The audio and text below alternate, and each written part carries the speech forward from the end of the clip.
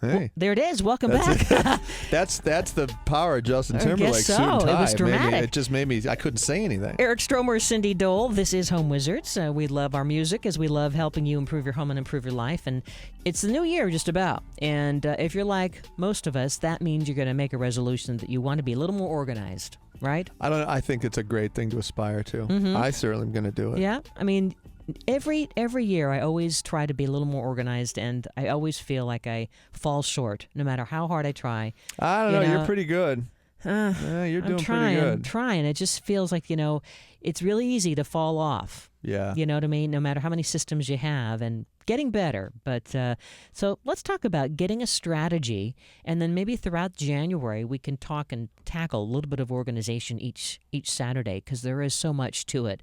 It's a one of big those topic. things too where I did this show forever called Clean Sweep, which was an organizational design show, and you learn these systems. And if you learn the systems, like how to stack things on a shelf, or that everything needs to be sort of like grouped, or just these sort of basic concepts, it really does make a huge difference. Mm-hmm. And then a little bit of practice throughout the week versus it all comes down on you about 6 months later. It just, again, that's the way to do it, right? Yeah, it's you have to have the plan and the strategy, and then you've got to follow up. It's like anything. It's like taking on a new sport. You got to Right. practice, or you're going to lose it.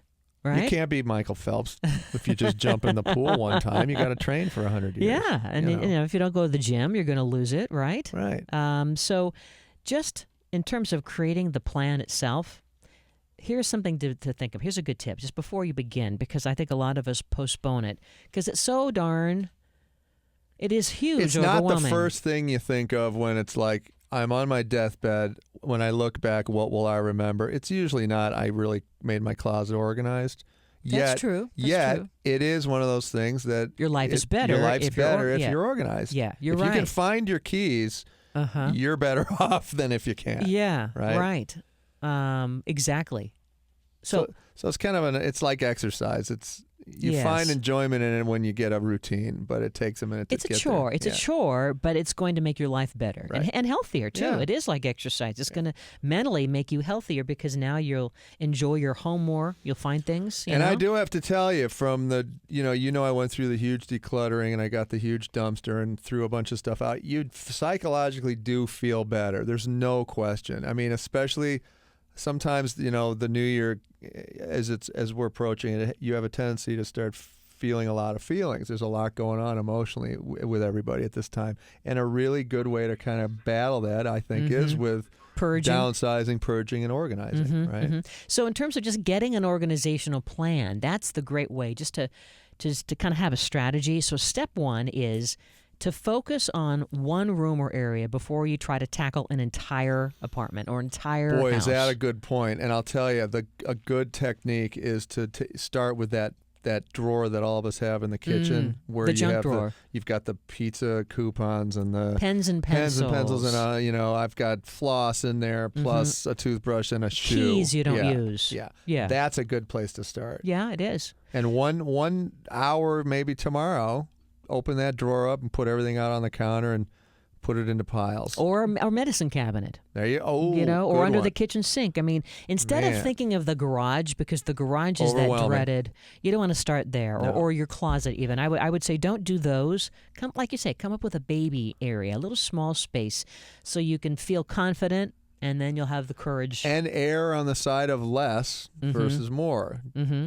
Take 20 minutes instead of thinking I got to do this for 3 hours. You're not going to enjoy it. Do it short little spurts. And don't lose your lists too. I mean, a lot of times I think if you take time to take a sheet of paper and write down, for instance, how you'd like that drawer to be used.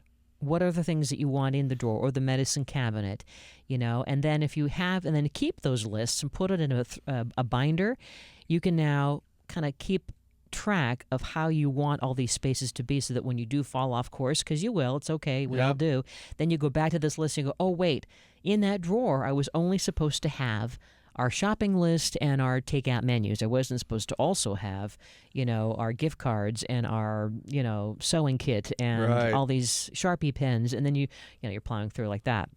Yeah. And the other thing too is the phone is a great place to actually have lists show up and stay. Like I have these stickies on my iPhone that, they're just places where you can create lists, and you go back. Oh, good. You go back every once in a while, and I'm so overjoyed when I go back to some of these lists I've created, and wow, I did that, and I got that checked off. I can't believe it, and now I can move on to something else. So that's a great resource to use the phone as a place to create lists, because usually you won't lose that quite as readily. And what kind of a list is this? It's just like chore things, But I mean, what is it?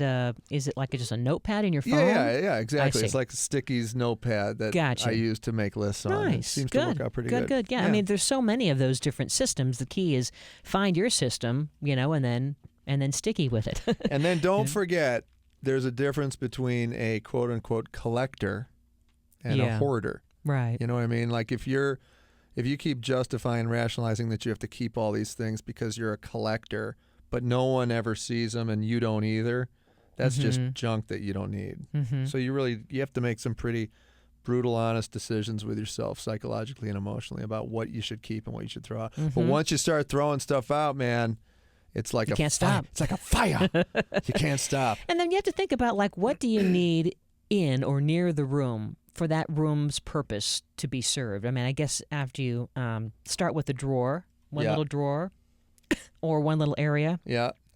Then just walk around the house and just decide how you want each room to be used. Yeah, I know. That's a great idea. I mean, you start again with the drawer, and then you can go to the kitchen area and do the pots or the lids. That's always a huge thing. You've got all these different containers to store food, yet you can't find lids. So that might be a great second step. Kitchen is next. And then maybe laundry room, and then get into kids' toys are, for me, the biggest difficulty. Oh, I know. And if my kids see me purging and I throw stuff in the back of the truck, they come out and they go, "Oh, wait, I want this thing. Wait, this is little Frankie, the Eskimo. Oh, my husband's the same way. Guy. Wait, that's my whatever." No, you got to do it. You got to be while like you have the momentum. a Navy SEAL. You got to get in and get out. And then think about what can you, I mean, again, we're not tackling these big, scary areas yet. We're going to tackle one drawer or one thing, but then we're going to just go room by room and make kind of a wish list of how we'd like the room to be, how we want it to feel, the purpose it's going to serve, and then maybe make notes of what you think you might be able to remove from the room. Like maybe it's a broken sofa that no one sits in on this sofa. Right. We're just going to don't move it yet. Or an exercise machine that holds the dry cleaning. Perfect. Yesterday I went to take the barbell down to actually use to work out with, and I swear to God, there were shirts and pants hanging from the barbell, and I was utilizing it as yet another place to hang stuff. Nice. And you realize, come on, this is absurd. Well, I mean, a lot of people do it. You know, it's a perfect place to hang some laundry.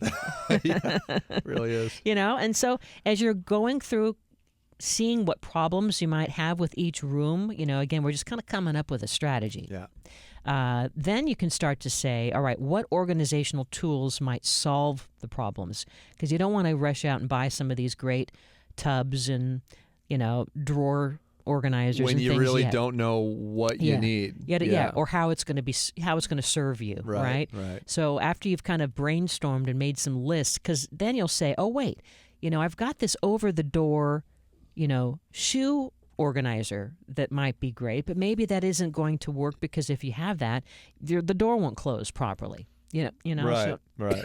And then what could be worse, and I've done this, I'm guilty of this myself, you buy a ton of stuff thinking that buying the stuff's going to help you organize because you've got the right storage containers, but you haven't really thought out what you need. So then it just becomes like you're collecting more You're collecting junk the that is organizer in the name stuff. of organizing, right? Yeah. Oh, I know.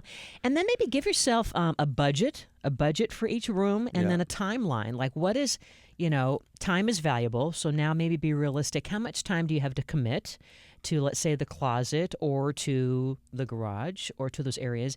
And maybe just kind of make like a calendar of when you think, a month from now, 2 months from now, maybe pick one area per month, Yeah. So it's... And I like setting setting the alarm on the cell phone, right? The alarm, do 1 hour. Or the kitchen timer. Do 1 hour or 20 minutes or whatever you want to do, and really literally just drop the stuff and walk away and make it a real finite time, right? and then you're not going to bleed into that it turns into something that doesn't work for you. And then, most importantly, after you've done it, reward yourself. Buy more stuff. No, I'm kidding. no. No, I mean, maybe, sit down and watch a movie, or have a sandwich, or, go out and see a friend or do something that makes you feel good after you've done all this That's good right. stuff, right? Yeah. The new year is coming, and we have some ideas to kind of set the stage for, let's say you're going to have everybody over for a New Year's party. Eric Stromer, Cindy Dole, you're listening to Home Wizards.